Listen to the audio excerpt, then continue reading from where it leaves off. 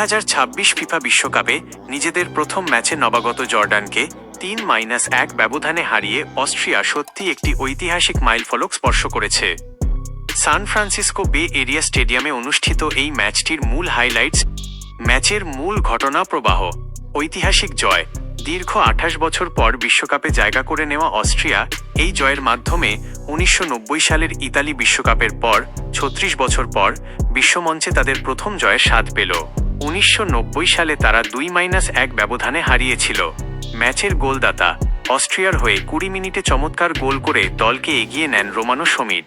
তবে 50 মিনিটে জর্ডানের আলী ওলওয়ান গোল করে সমতা ফেরান, যা ছিল বিশ্বকাপের ইতিহাসে জর্ডানের প্রথম গোল।